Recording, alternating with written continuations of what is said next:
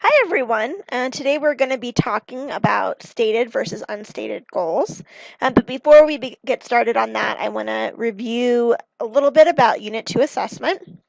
So the Unit 2 assessment is going to be just like the Unit 1 assessment. So it's going to happen on this Friday, June 6th. It will be open for 24 hours, which means from 12 a.m. on Friday to 12 a.m. on Saturday. You'll have an hour and a half this time to take the assessment. So I wanted to take into account the fact that several people struggled to get their test done on time, and it really isn't an issue. It's not a matter of whether you can answer questions quickly. I just want to see what it is that you know. So we're going to take and extend that time by half an hour.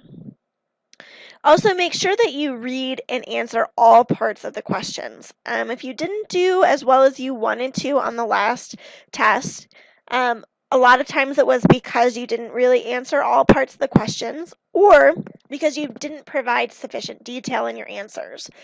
So when we're talking about detail, I want you to think about each of your answers as essentially a persuasive essay, right? You are trying to show me what it is that you know. And in order to show me that you really understand a concept, you need to provide details in your answers. So this might be in the form of policy examples or references to the lectures, quotes from the text, etc. Okay, but you really want to provide as much detail as you can to show me the full extent of your understanding. In terms of what will be covered, we're going to cover everything that was in Unit 2. So this includes policy alternatives. What are policy alternatives? Where do they come from? Multiple streams, all that kind of stuff. And we talked about that in relation to energy independence. Here we're going to cover cost-benefit analysis, political feasibility, which we talked about in terms of the Affordable Care Act, and stated and unstated goals, which we'll talk about in relation to poor relief today in this lecture and in relation to the war on drugs. Right, and so make sure that you have done your readings as well, because in order to be successful, you want to be able to have a really clear understanding of all of these concepts. As in the last test, it is 5 questions, so these are long answer questions. If you think about this, if an essay is a couple of pages, a long answer question is a couple of paragraphs, right? So for some of you, you struggled in providing detail in terms, and the length is one way that you might have an indication that you don't have quite enough there. If you don't have a couple of paragraphs per question, you're probably not providing enough detail. Okay, so let's go ahead and get started. This lecture is significantly shorter than the last lecture. And so by the end of today, you should be able to do the following. You should understand the difference between a stated and unstated goal. You should understand why goal assessment can be difficult. You should be able to explain why some goals are likely to remain unstated, and be able to explain the challenge of identifying unstated goals, and then finally be able to provide examples of unstated goals from real policies. So let's get started. So in this unit, we are talking about how we assess policy alternatives. How do we weigh the options that are available to address a problem? So we've already talked about cost-benefit analysis, which is an economic way to assess whether or not the policy is a good policy, right? Do the benefits, the monetized benefits exceed the monetized costs? We talked about political feasibility. Is it likely that a policy is actually going to be approved, be supported? And if not, then maybe we should look for a different alternative. But today, we're going to move on and talk about goal fulfillment. So does a particular alternative actually meet the goals laid out, right? Or the necessary things that would be required to address an issue or do what policymakers wanted to do. So the first thing that we talk about in terms of goal fulfillment are stated goals. And to be quite frank, this lecture is probably the most intuitive of all of the lectures we have, because you can pretty much figure out what the words mean just by reading them, right? So stated goals, this is very straightforward. What we're talking about is what the policy's explicitly stated purpose is. Okay, so for example, in economic development, if we're talking about investing in economic development in a city, the stated goal might be to foster business growth in a city, right? That would be the um, the stated goal, the express purpose of the policy. But the reality is that most policies have multiple goals, right? So if we think about the United States support of Israel, there are multiple goals in that policy. So on the one hand, we want to provide military support to an ally, but on the other hand, we want to facilitate U.S. interests in the Middle East, right? And if we sat around and talked about it, we could come up with dozens of other reasons as well. And so when we're evaluating a policy, part of what we need to be evaluating is the extent to which multiple stated goals meet the overarching need or are able to address a particular problem. In addition to having multiple goals, we typically have both general and specific goals. So, like if we think about auto safety regulation, when this became a policy, because we didn't always have auto safety rules, generally we want to make it safer to drive an automobile, right? But specifically, we want to say we want to reduce automobile-related fatalities by 50%. So a policy would include both of those goals. So they would say, here is generally what we want to do, but then they would quantify that typically in specific goals. So how do we evaluate stated goals? So remember that at this stage, we're still deciding between several policy routes. So we don't know how well a policy will achieve its goals. So instead, we're going to look at evidence that indicates how likely a particular policy is to meet its stated goals and to meet the needs of addressing the problem. So there are a couple of ways to do this. Because we don't have any direct evidence, right? We can't see how the policy is actually working. We might look at evidence from similar reforms that have happened in other places. And this is particularly helpful when we're talking about state or local policy, and because there are typically quite a few other locations that have adopted a policy. When we're talking about it at the federal level, we might look at it, and there might be other countries who have adopted policy, and maybe Great Britain or France or Japan has adopted a similar policy. And so we can look at that. And if we're looking at another country or even another state, another locality, and what we want to do is to be able to try and identify the things that make our locality unique and distinct, and so that we can look at whether or not the results that happen in a different location are likely to happen in our location as well. In some instances, we might look at evidence from test studies. So in education policy, for example, a lot of times education interventions, we will have done research studies to evaluate how effective a particular intervention is. And so we might have some studies on a smaller scale that would indicate, is this going to be effective or not? At one point in my life, I worked in doing HIV/AIDS testing and counseling, and we ran a program out of the organization that I work for called Street Smart, okay? And Street Smart was a program for at-risk youth, particularly homeless youth, to do education around safe sex and HIV/AIDS.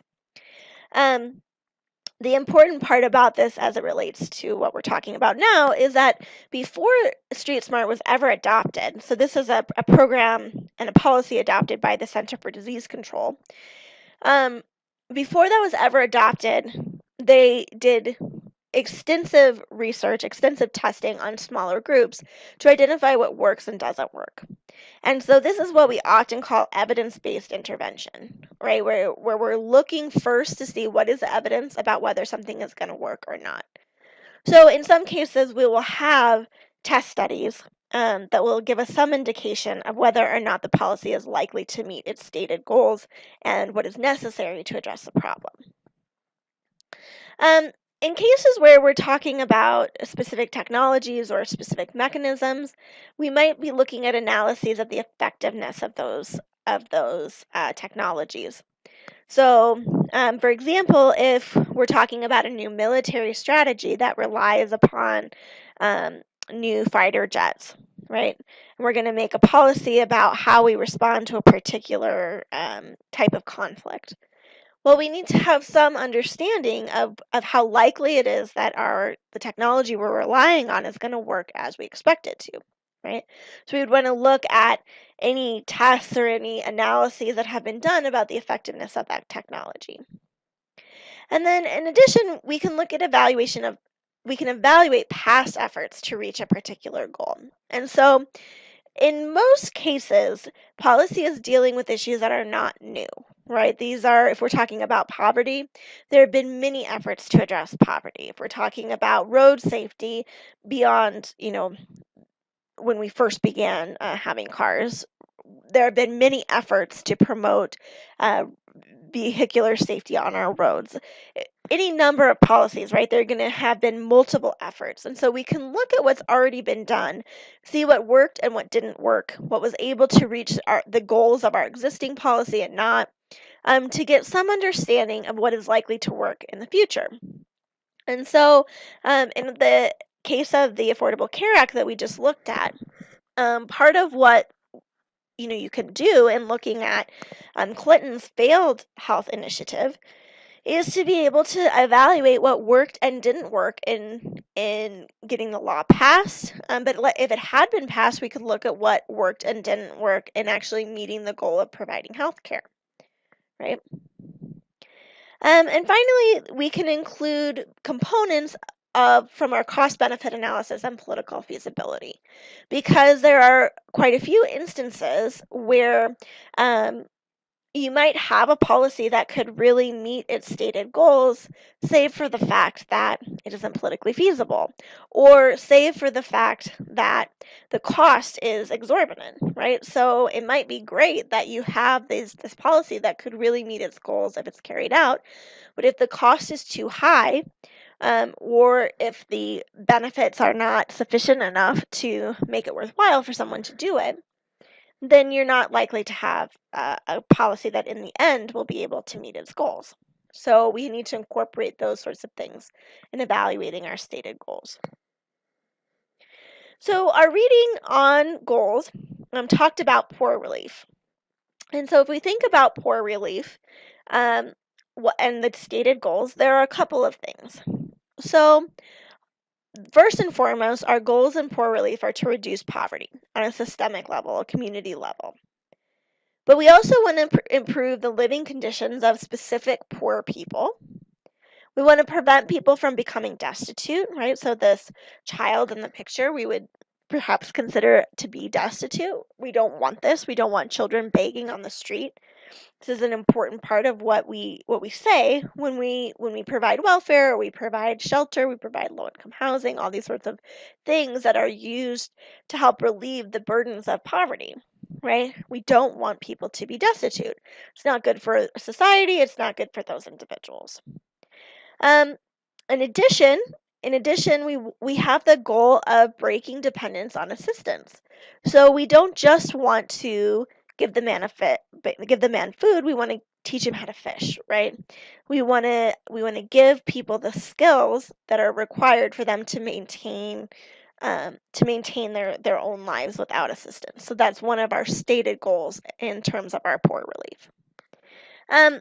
So I would think about, if I were, I would encourage you to think about how we might evaluate whether these goals are being achieved or likely to be achieved with new policy. What would be required? What would be the test? Because this is an important thing. And when we're talking about evaluating goals, one of the essential things is that we are actually able to evaluate whether a goal has been met or not. And that can be quite challenging. And so what would be necessary for us to know that our goals were being achieved? Just food for thought. In terms of unstated goals, I'm sure that particularly having listened to what stated goals are, you can guess what unstated goals are. So these are goals that are not made explicit. They're not articulated, typically because doing so would inhibit our ability to achieve that goal, right?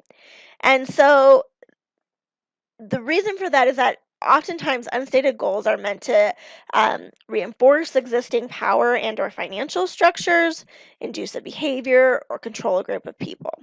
So we'll talk about this in relation to poor relief, but if your goal is to reinforce an existing power structure, you couldn't say that as your goal, or else that would encourage people to rise up and break that existing power structure down, right? Or if you're trying to get somebody to behave in a way that they wouldn't behave otherwise, they wouldn't behave in their own, telling them that you're doing that is going to make them fight against that, those efforts. And particularly when we're talking about controlling a group of people, this is obviously really, again, you don't just say, well, the purpose of our policy is to control young people, or to do, control the poor, or control Muslims, or whatever the policy might be, right? We're not going to say that out loud, because you are likely to undermine the very goal by stating that. And so in addition to these three, in addition to reinforcing the power structures, inducing behavior, controlling people, there could be other goals that wouldn't be likely to be accepted by the public or the target group. So that's the key, right? We don't talk about or we don't state these goals because they're not likely to be accepted, and they're likely to undermine the goal itself. So in terms of evaluating unstated goals, this is a really tricky thing, because how do you evaluate whether something that is unstated is likely to happen? How do you even know what an unstated goal is, right? This is really challenging. So prior to legislation passing, there may be speculation about the real underlying goals that a policy has. And the policy analyst should look for obvious unstated goals. But the reality is that oftentimes unstated goals can't be assessed until after a policy has been implemented. And we can look at legislative documents, analyze the policy and the policy outcomes, begin to try and understand the intent of those who are passing legislation. There have been a handful of policies, and we'll talk about in our next lecture, the war on race and the war on drugs, right? There have been a number of policies that people look at, and after the fact, they say, look, these have really racially disparate impacts. So they affect different racial groups really differently.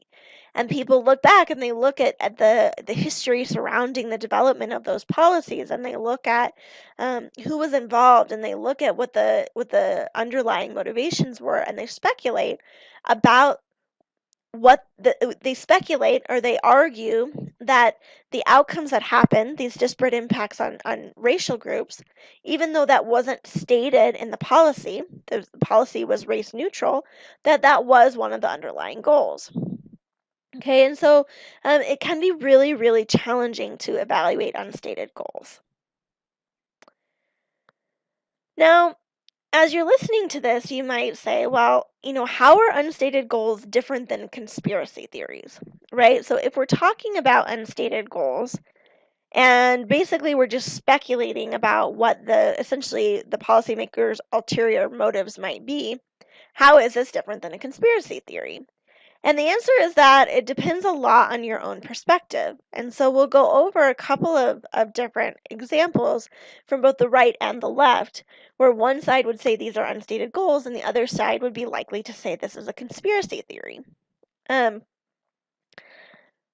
So in terms of poor relief, Cloward and Pivens, who were the authors of your reading for this week, argue that our poverty laws, our poor relief laws, don't just have stated goals. They argue that they have unstated goals as well, and that those unstated goals have to do with controlling the poor. And so according to them, poor relief's unstated goals involve maintaining social order and suppressing dissension, right? They argue that in order to keep the poor essentially where they're at, you want to make sure that they have the basic things that they need. As soon as you take away food, you take away housing, you take away, the things that humans need, their basic primal needs, en masse, you encourage uprising. And so the government has an incentive to create an unstated goal, or not to create it, but they have an incentive to minimize any opportunities for that social disorder. And they do that by providing, the poor with their basic needs. In addition, they argue that it's there to control the poor. So you limit the extent to which the poor um, can sort of rise up in society, not just in disorder, but also in terms of their social standing and the challenge that they make on the wealthier people. You sort of keep them in their place. And by doing this, they argue that you maintain a low-wage workforce because our poor relief provides people with just, the very smallest amount of assistance, right? Just enough to make it, to get people by, but to give them an incentive to enter the workforce, typically at a very low wage because they don't have the proper training or the proper skill set to have a higher wage job. So this is their argument. But I want you to think as you are reading this piece about how they construct their argument and what types of evidence they use to support it. Because part of evaluating whether or not an unstated goal is accurate or not, or whether or not there really is an unstated goal, is looking at the evidence. And so in all of what you're reading, you should be looking at how is the author, constructing their argument? How are they defending their viewpoints? What kind of evidence are they presenting that is compelling, that makes me believe their argument? And what kind of evidence are they presenting or not presenting that makes me not believe their argument, right? And I want you to also, again, think about how you might test these arguments in modern U.S. social system. What would be required to say affirmatively that these are unstated goals, that this is what government is trying to do? Now, you didn't read this chapter that in previous classes I've had my students read, but essentially, so this book was written in the 1970s, so let's start there. But then in addition to that, Pivens and Cloward use historic evidence to make their argument, like from some of it from like feudal England on up until like the late 1800s, okay? So if we look, though, for modern evidence for Piven and Cloward's argument, the first place to look is the New Deal. So the New Deal was a response to the Great Depression after World War I, where you see a global rise of fascist and communist dictators who were able to rise up because of poverty, right? Because people were poor, they didn't know how to fix these issues. They needed leadership. They needed somebody who was going to feed them, right? And so there's a lot of really, really what the United States would consider to be really bad stuff going on throughout the world that was directly connected to poverty. And so it was at this time that you see the emergence of most of the social programs we have today. You see the government directly employing people, right, in low-wage work through the Civilian Conservation Corps, keeping them occupied so that they're unable to sort of rise up and challenge government authority, right? So again, I'm presenting this evidence in a way that would support Piven and Cloward. There's certainly arguments that you, I'm sure, can think of that to maybe take this same evidence and argue against it. Then we see in the 1960s Great Society. So as you may or may not know, many of our American cities were built on an industrial base. And by the 1960s, particularly what we would consider Rust Belt cities and northeastern cities had experienced tremendous deindustrialization that led to widespread poverty. And there was a lot of urban unrest, in part because of poverty and deindustrialization, but a lot because of racial tension and race riots. And what we see is that as soon as this unrest begins to really foment, that the Great Society, this was a package of policies that Lyndon Johnson created, And part of that was the war on poverty, right? So another effort to provide significant poor relief to those individuals who um, who were having this urban unrest, who were doing race riots. So many people would say, well, this was maybe in small part to try and address poverty, but in large part it was to quell any kind of political and militaristic um, conflict.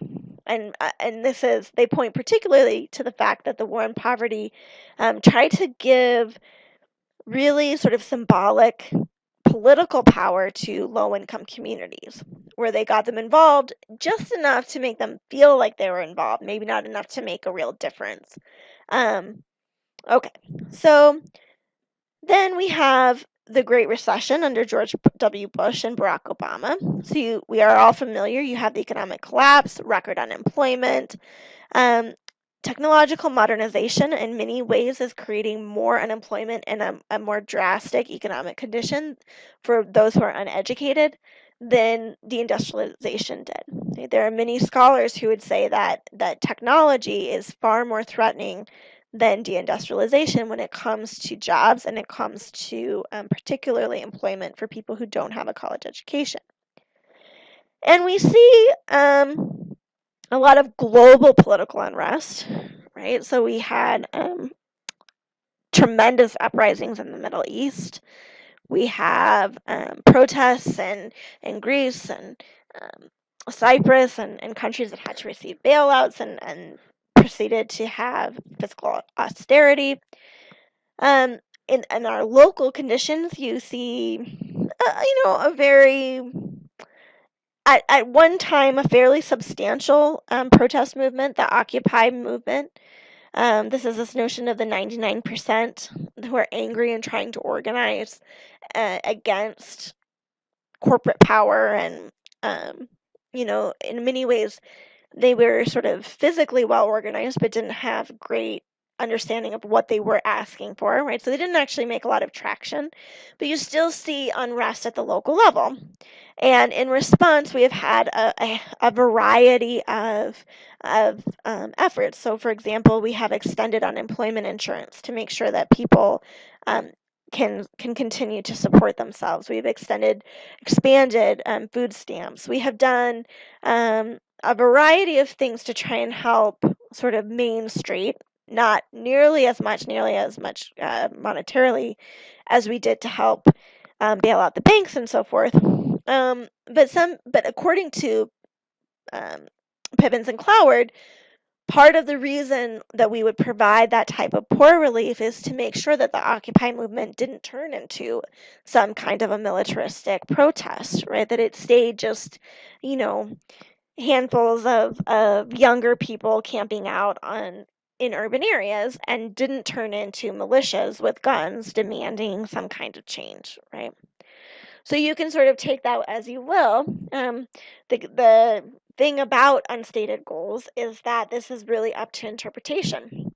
It's really there isn't any there isn't any way to say for sure, yes, this is an unstated goal. So this is Cloud and Piven's perspective. But let's look at some examples. So we're going to start with an example that is fairly ideologically neutral, and then I'll show you one example that Democrats or liberals are likely to think or represent unstated goals, and one where Republicans are likely to think that. So at this point, the Iraq War represents a case where there's a lot of agreement on both sides of the aisle that our stated goals were not really the full intention, if any intention, of our most recent Iraq war. So the stated goals were to root out weapons of mass destruction, which we of course know never existed, and to protect Iraqis from Saddam Hussein, which people would argue, Saddam Hussein was in power for a very long time without the U.S. doing anything. So while this might be a perk of the Iraq War, many people would argue, that's maybe not the overarching goal. But the unstated goals are the things that people say, well, this is why we actually did it, was to gain access to oil, to protect and bolster U.S. currency. So there's an argument that the oil is denominated in the dollar, which means that every country who buys oil from OPEC has to have U.S. currency, right? And that means that there are a lot of dollars in reserve throughout the world, and Iraq decided to start denominating oil in the euro, right? And so there is one line of argument that says that the reason that we went in to Iraq and attacked Iraq was that if we had transitioned OPEC into denominating oil in the euro and not in the dollar, that this would have fundamentally disrupted the U.S. economy by flooding the world market with dollars, which would have devalued the dollar, increased inflation, etc., etc. It would have been catastrophic for the U.S. economy, as the argument goes. Other people talk about the fact that George W. Bush might have wanted to sort of carry out his father's legacy, finish what his father started. There's many people say that one of the overarching goals was to support the military-industrial complex, which is the groups of corporations who have military contracts who benefit from war, right? Which are many, many companies. Lockheed Martin and Ball Aerospace and a variety of other weapons manufacturers, but not just weapons. We have people who make our uniforms and people who make the rations for when our soldiers are out to war, and all kinds of other corporations who benefit from war, right? And so one of the arguments is that the unstated goal of the Iraq War was to provide additional support to those companies. So in the case of the Iraq War, there are people on both sides of the aisle who would say, look, yeah, these are real unstated goals. We might not have said this is what we wanted to do, but at its heart, the things that we said that we were going to be doing have proved to be not particularly compelling arguments. And there obviously were things that were not said that must have been the goal. But there are other instances where believing that there are unstated goals is a matter of your ideological perspective. So in the case of gun control laws, our stated goals are to make it more difficult for criminals and the mentally ill to get guns, to reduce gun violence, right? We think of Sandy Hook or the latest massacre in California, any variety of other gun violence, and we think about it's easy to think about the stated goals as reducing that, right? But people who are on the right would say, well, no, look, there are unstated goals involved in this gun control law, right? So one is decreasing the civilian arsenal. So when you take away people's gun rights, when you take away their ability to have semi-automatic weapons, for example, you diminish their ability to fight against the government, to fight against corruption, to fight against the military. And in doing that, you potentially create a situation where the people can be more easily controlled and manipulated. And so they would say that by decreasing the civilian arsenal, you're decreasing Americans' ability to form a militia against the government, right? And depending on your perspective, there would be multiple reasons why somebody might want to form a militia against the government. And so this sort of image is a lot of what people on the far right would say, right? Is that, yeah, gun controls really work. Mass murderers agree, gun controls really work. And you have pictures of Hitler and Mao and Stalin and dictators who took civilians' guns and then proceeded to be horrible dictators and to control and manipulate the population. Now, if you're on the left, you would say, look, that's a conspiracy theory, right? Like this doesn't have anything to do with the government, making it more difficult for Americans to rise up against us or against them. Your unstated goals are conspiracy theory, right? They're not valid. On the other side, you have voter identification laws, right, where the stated goals are to reduce election fraud, increase elections integrity. So these would be laws where you are required to present like a driver's license to be able to vote. But on the left side, the argument is that it suppresses minority and poor vote, that the purpose of it is to suppress minority and poor vote, as well as the elderly, right? Because these are the individuals who are less likely to have identification and therefore be more likely to be turned away. And that in suppressing minority and the poor as well as the elderly's vote, you reduce the democratic power because Democrats are more likely to have, or minorities and the poor are more likely to be Democrats. And so their argument is that the stated goals are a front, basically, for the unstated goals. If they say, look, election fraud is extremely rare, our elections have a great deal of integrity, some of the best in the world, and the real purpose of these laws is to make sure that the poor don't vote, make sure minorities don't vote, make sure that Democrats don't have the support, as much support as they would otherwise have, right? And so, again, though, the right would come back and say, look, you Democrats, what you say are unstated goals is actually conspiracy theory, right? We don't have any intention to do these things. Our goal is to reduce election fraud, right? This is a noble goal. And so in many cases, we have to keep in mind that whether or not we believe something to be an unstated goal has a lot to do with our ideological perspective. Okay, so that pretty much sums up this notion of stated versus unstated goals. So I just want to reiterate that our stated goals are what we express as the goal of the policy, and our unstated goals are unstated because by stating them we would inhibit our ability to actually carry the goal out.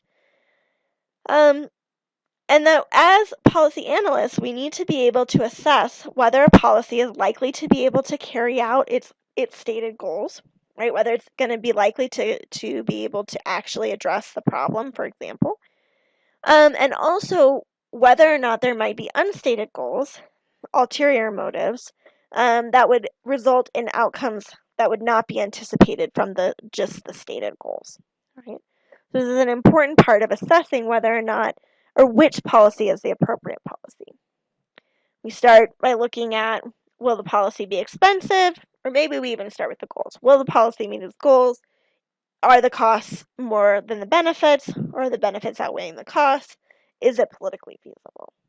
Right? And by doing those things, we can begin to narrow down the appropriate policy and pick a policy that is best to address an issue. So for this week, I want to reiterate, so you should have already done your reading on political feasibility and Affordable Care Act, as well as watching that video. You should have done your reading on the stated and unstated goals and the war on drugs, as well as obviously you just watched this lecture and then the war on drugs, make sure to watch that lecture. Your discussion post is due on Thursday by midnight, so keep in mind that's back to the normal schedule. Your Unit 2 assessment is on Friday, as we talked about at the beginning of this lecture, and your response post is due by Sunday at midnight. I hope you have a great rest of your day, and I will talk to you later.